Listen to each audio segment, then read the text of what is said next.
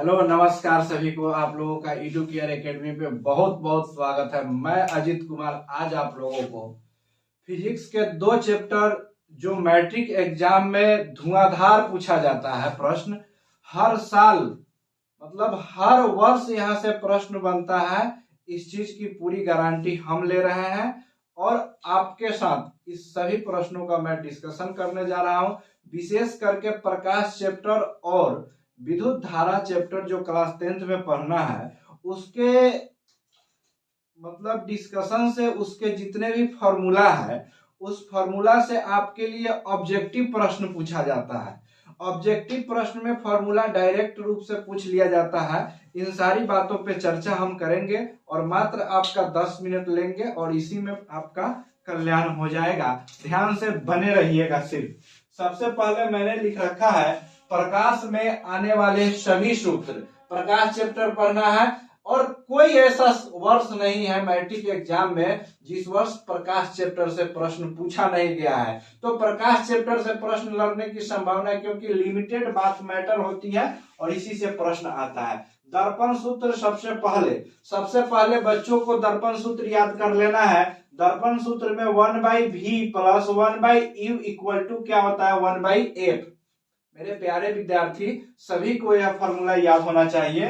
U equal to होता है वस्तु की दूरी यानी दर्पण से जब वस्तु की दूरी करेंगे तो उसको U कहेंगे और V प्रतिबिंब की दूरी होती है, F फोकस दूरी होती है। तो दर्पण सूत्र जिसको याद है 1 नंबर क्लियर है। अब फोकस दूरी F इक्वल टू फॉर्मूला क्या होता है, वह वक्रता त्रिज्या यानी कि वक्रता त्रिज्या r/2। F इक्वल टू सभी आदमी मेरे साथ बोलेंगे F इक्वल टू वक्रता त्रिज्या बटा 2।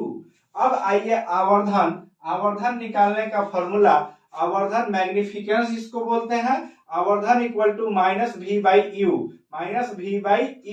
चलिए उसके बाद अब आता है लेंस का सूत्र। कहिएगा कि आप यह सिर्फ फॉर्मूला क्यों करा रहे हैं। तो बाबू ऑब्जेक्टिव दो चैप्टर से बहुत ज्यादा तैयार होती है, एक लाइट दूसरा विद्युत, और दोनों से फॉर्मूला भर भर के पूछा जाता है। लेंस का सूत्र क्या होता है 1/v minus 1/u equal to 1/f। ध्यान रखिएगा लेंस की फोकस दूरी निकालने का सूत्र F फोकस दूरी है म्यू। इसको ध्यान से पढ़िएगा, U की तरह लिखा रहता है लेकिन U पढ़ेंगे उसका मतलब है आपको जानकारी नहीं है। इसका मतलब होता है म्यू इक्वल टू लेंस का अपवर्तनांक। म्यू को बोलते हैं हम लोग लेंस के अपवर्तनांक। R1 और R2 होता है इसका त्रिज्या। तो मेरे बहादुर शेर की बात याद रखना 1/f equal to mu minus 1 into 1/r1 plus 1/r2। यह लेंस के अपवर्तनांक फोकस दूरी निकालने का सूत्र है। ठीक है।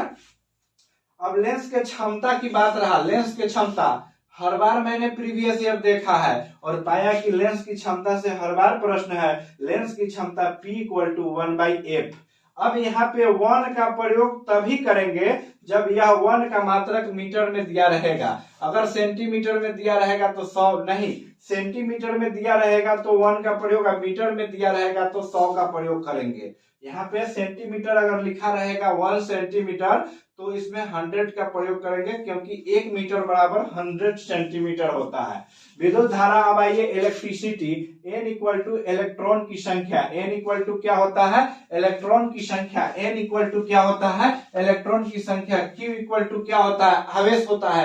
आप लोग भी मेरे साथ साथ बोलेंगे आपको याद हो जाएगा। इसी क्लास में इसी 10 मिनट में आपके प्रश्न तैयार हो जाएंगे। N इक्वल टू इलेक्ट्रॉन की संख्या, Q इक्वल टू आवेश, E equal to -1.6 into 10⁻⁻19 value होता है। अब T इक्वल टू समय, I इक्वल टू धारा। तो फॉर्मूला क्या होता है आवेश बराबर फॉर्मूला होता है N इंटू E।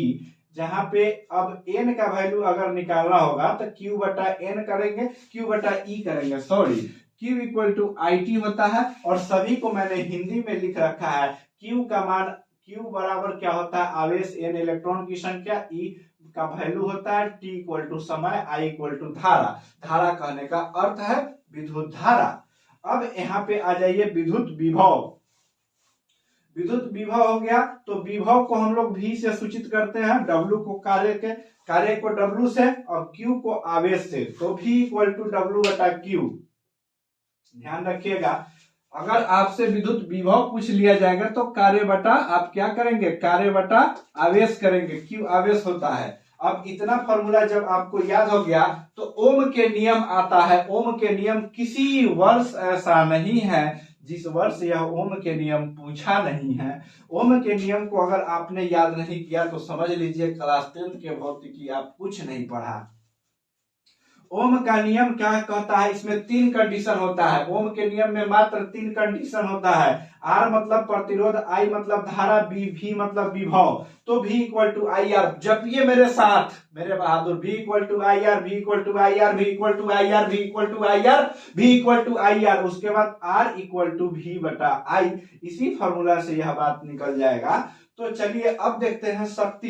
विद्युत शक्ति जो होता है ना, विद्युत शक्ति निकालने का फॉर्मूला क्या होता है, शक्ति का मात्रक होता है P मतलब पावर, POWER पावर, यहीं से निकल के आया P equal to VI, P equal to I square R, P equal to V square बटा R। अब यहाँ पे P को क्या कहेंगे, V को क्या कहेंगे, इन सारी बातों का डिस्कशन मैंने कर रखा है। P इक्वल टू होता है शक्ति, V इक्वल टू होता है वोल्टेज, I इक्वल टू विद्युत धारा, R इक्वल टू प्रतिरोध, उष्मा का अलग कंडीशन है। तो यहाँ से P equal to VI, P equal to I square R, P equal to V square बटा R। इन तीनों फार्मूला को आप याद रखेंगे, जरूर आपके एग्जाम में लड़ेगा। और उस दिन मैंने क्वेश्चन डिस्कशन कराऊंगा यूट्यूब पे, तो बताऊंगा आपको मेरे प्यारे छात्र, मैं सभी क्वेश्चन बता चुका हूं। तुम लोगों ने नहीं पढ़ा, मेरे भाई बंधु पढ़ो। P equal to V square बटा R, P इक्वल टू शक्ति, V equal to voltage, I equal to विद्युत धारा, R इक्वल टू प्रतिरोध। उष्मा हीट निकालने का फॉर्मूला होता है heat H equal to I square RT। H उष्मा, I धारा, V विद्युत विभव और T समय। तो H equal to VIT, H equal to PT, H equal to V square बटा R इंटू T। P होता है शक्ति, H इक्वल टू उष्मा, I इक्वल टू धारा, V इक्वल टू विभव, T इक्वल टू समय। इसी के साथ यह सारी फॉर्मूला डिस्कशन मैंने करा दिया, जो ऑब्जेक्टिव बनने का चांस बहुत अधिक है। चला